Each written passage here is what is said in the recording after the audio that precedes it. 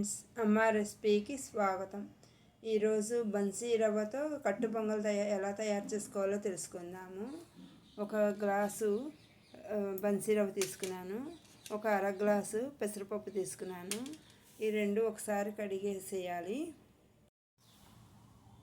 పెసరపప్పు ఇందులో పోస్తున్నాను. ఇది వేయించుకోవచ్చు, వేయించుకోకపోయినా పర్వాలేదు, బాగానే ఉంటుంది. ఇందులో పోస్తున్నాను. అలాగే రవ్వ కూడా ఇందులో వేసేస్తాను ఒక గిన్నెలోను. ఈ రెండు ఒకసారి కడిగేసుకోవాలి. బన్సీ రవ్వను పెసరపప్పు రెండు కడిగేసాను ఇలాగా. ఇదేమో ఒకటిన్నర గ్లాసు అయింది కదా. ఒక అర గ్లాసు పెసరపప్పును ఒక గ్లాసు నూకప్పు తీసుకున్నాం కదా. 3 గ్లాసులు నీళ్ళు ఇందులో పోసుకోవాలి.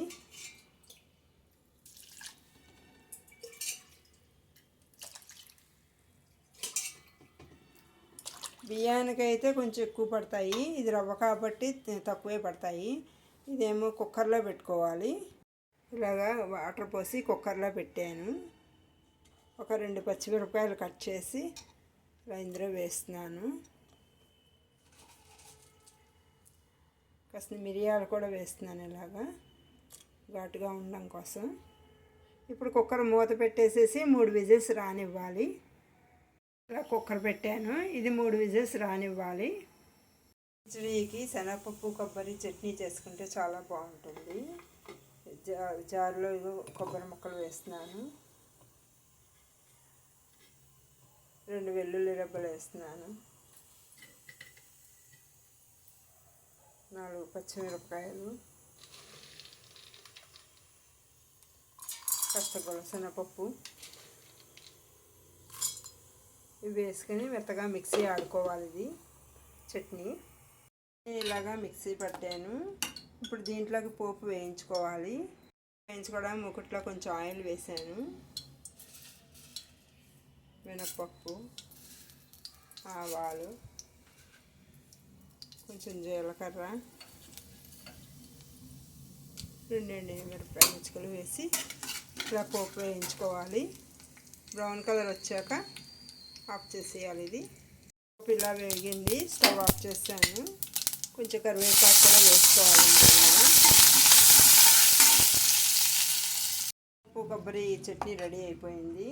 కొంచెం సాల్ట్ కూడా వేసుకోవాలి ఇందులో. ఇందాక మిక్సీ ఆడేటప్పుడు సాల్ట్ వేసుకోలేదు కదా, కొంచెం సాల్ట్ వేసుకోవాలి. వేసుకొని ఇదంతా కలిపి పెట్టేసుకోవాలి. ఇలాగా బన్సీ రవ్వ కిచడీలోకి చట్నీ రెడీ అయిపోయింది. ఇప్పుడు బన్సీ రవ్వ కిచడీకి పోపు వేయించుకోవాలి. కిచడీకి నేతితో పోపు వేయించుకోవాలి. ఒక స్పూను నెయ్యి వేసాను. ఇప్పుడు తాలింపు వేసుకోవాలి. నెయ్యి కరిగింది. కొంచెం మినపప్పు, ఆవాలు, జీలకర్ర, ఒక ఎండుమిరపకాయ కట్ చేసి ఇలా పెట్టాను. తర్వాత జీడిపప్పు, వెల్లుల్లిపాయ ఇవి కూడా వేస్తున్నాను. వెల్లుల్లిపాయ వేసుకుంటే టేస్ట్ వస్తుంది, బాగుంటుంది. ఇవన్నీ బ్రౌన్ కలర్ వచ్చేదాకా వేయించుకోవాలి. ఇలాగా పప్పు అంతా బ్రౌన్ కలర్ వచ్చేసింది. కొంచెం కరివేపాకు వేసుకోవాలి. ఇలాగా వేసుకొని స్టవ్ ఆఫ్ చేసేసుకోవాలి.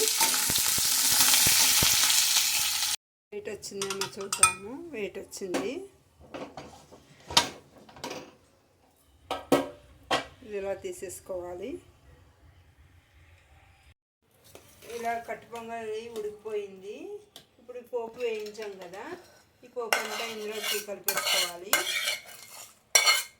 నెయ్యి లేకపోతే నూనెతో అయినా పోపు పెట్టుకోవచ్చు. నెయ్యి వేస్తే కమ్మగా బాగుంటుందని, కమ్మగా ఉంటుందని నేను నెయ్యితో పోపు పెట్టాను. కొంచెం సాల్ట్ వేసుకోవాలి, సరిపడా సాల్ట్ వేసుకోవాలి. వేసుకుని ఇది బాగా కలిపేసుకోవాలి. ఇలాగా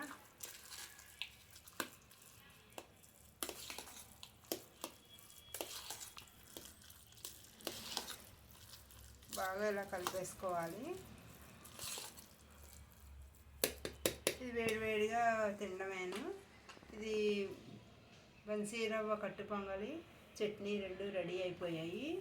ఇది ఒకసారి ట్రై చేసి చూడండి. ఈ వీడియో చూసినందుకు కృతజ్ఞతలు.